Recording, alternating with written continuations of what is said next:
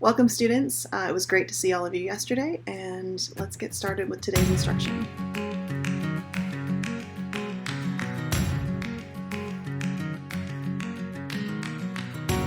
This is Foundations of English 9 for Tuesday, the 25th of August.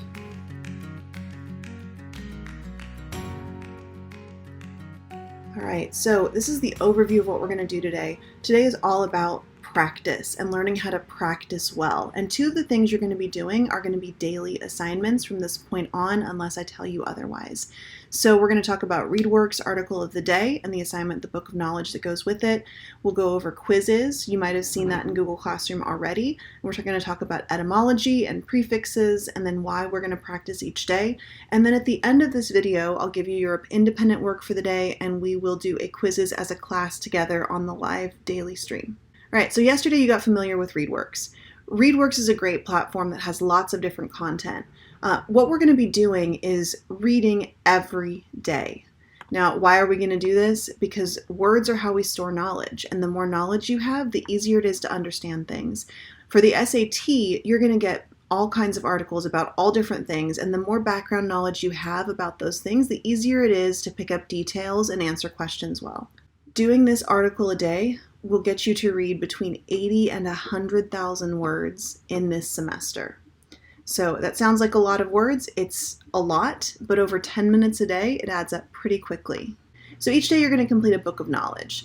Now, writing is how you store information. When you read something, if you do not do anything with it, it will disappear. So it's also how you retain information. It also helps me see how you're learning and the connections that you're making between topics and between your own life. The more you can connect what you read with your own life and write about it, the better you're going to retain it. And writing is practice.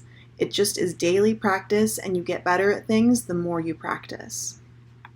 So let's look at a sample book of knowledge that I wrote. Now, I read an article on Live Science about how turtles breathe. So this is the book of knowledge that I wrote.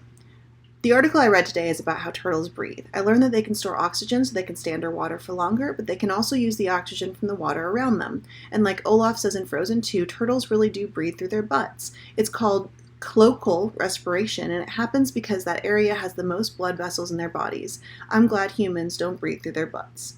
So there's a sample entry. It's 77 words. The first sentence is summary, and it gives context. Now, I'm going to be the one reading these, but I don't see the article that's attached to each book of knowledge. So you have to give me a one sentence about what the article was about. Often that can be just a restating of the title of the article, but don't just quote the title. Give me, I read about how, whatever the topic is. The second sentence is what you learned from the article. Now this is the meat of the paragraph. So this needs to be a complete idea in your own words. I do not want quoting or copy and pasting from the article. Again, that doesn't build retention. It doesn't help you understand it. It just shows me that you know how to copy and paste. So to be really clear, copy and paste will not get you credit for this assignment. So this again is what you learned in the article. So I picked up a couple of details specifically that I mentioned about how turtles breathe. Again, tying back to that, what is the article about? The third part is a connection. Now, I made a connection to a movie that I've seen 100 times because I have a 2-year-old, Frozen 2, where he says turtles breathe through their butts. And I wanted to know a little bit more, so this article was about it. I connected that. Again, what I'm doing is I'm taking what I really know in real life and pulling it into what I'm reading about. Now, this part can be a connection to an article, a book, a movie, TV show, or another idea, or anything else you've read or heard about. It can also just be one more interesting idea if you can't think of a way to connect it to something else. It can be a connection to your own life too. You can tell a short story here if you want. And then the fourth part, is a one-sentence opinion statement. Now, this just, again, gives you a little bit of how I feel about what I'm reading. So I'm glad humans don't breathe through their butts. That sounds pretty terrible. That is an opinion statement, meaning that it's not a fact. It's just something that I think. It's optional to end with an opinion, but it's a good way to show that you connected to the text. So those 4 pieces, a one-sentence summary to give context, the meat of the paragraph where you say what you learned or what you found in the passage that was interesting to you, make a connection with it in a third part, and then give an opinion at the end. That got me 77 words. You're looking for between 50 and 100, so it's right in that kind of sweet spot. And again, that is all in my own words, no copy and paste, because copy and paste will not get you credit. So the guidelines, you're going to read one article a day. You're going to read it, or a lot of them actually have audio, so you can play them and it'll read it to you. You're going to complete one book of knowledge entry between 50 and 100 words, all in your own words, no copy and paste. And some days we're going to start our live classes with one class member's book of knowledge entry, and we'll edit it together, or we'll look at it and see what's good about it and what we can improve. So let's take a minute and I'll show you what this looks like in ReadWorks. So if you don't have ReadWorks open, go ahead and get that open now. In your ReadWorks class, you should now, if you log into your screen, under assignments to do, you should see profiles of people with different careers. It says article a day set. It says it's due September 6th. That is the last day of this set for this unit. So if you open it up, you have a whole bunch of different articles. Now you notice it tells you how many words. Don't just choose by how many words it has. I know some of you are going to see, oh, this one only has 645 words. I'm going to read that first. The truth is you're going to read most of these over the time. So you need to just choose ones that appeal to you, or just go in order, whatever makes sense. Now you might see some say challenge article. That means that they're a little bit more difficult, meaning the reading level is a little bit higher.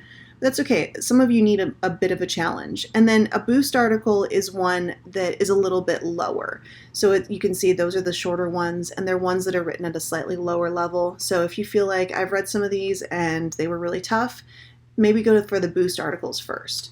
So I'm going to choose Portrait of a Journalist. Now I get into the passage and you can see it always starts with a picture. It's always a good idea when you're reading an article like this to start with the pictures and then see if there's any annotations. There's no caption there, so there's not any extra information about that. Then you can see up here there's an audio track. So you can hit play and it'll actually read the article to you. You can also adjust up here what the text looks like. You can make it bigger or smaller. You can change the paragraphing. This is kind of a cool feature too. If you struggle to keep your place, this actually creates a little line bar that lets you scroll line by line.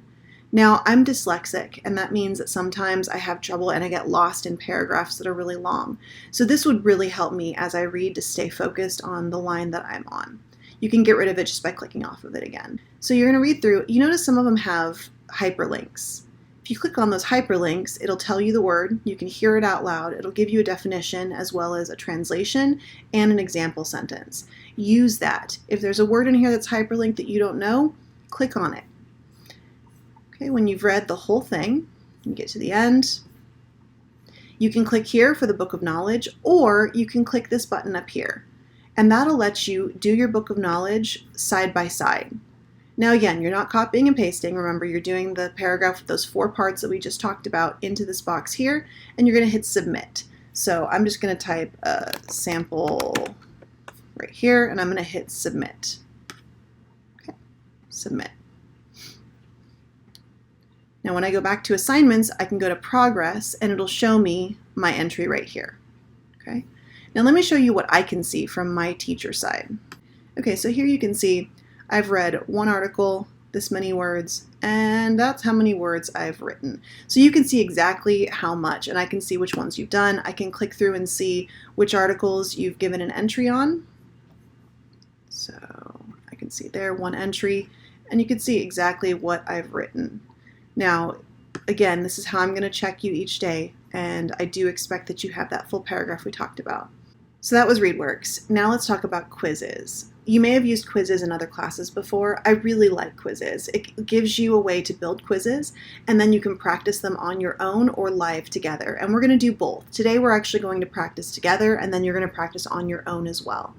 So if you go into Google Classroom, you should see a link that says join our class. If you tried it yesterday, you may have found that there's no quizzes in there yet. If you try it now, you should see that there is one game that is open to you. It should be called Prefixes. So let's talk quickly about what prefixes are. So what if I told you that learning 25 things would give you over 100,000 words that you would know? That's what prefixes will do. And we're going to start by learning those 25 most used prefixes. So here's an example. So the word respect, you're probably familiar with it.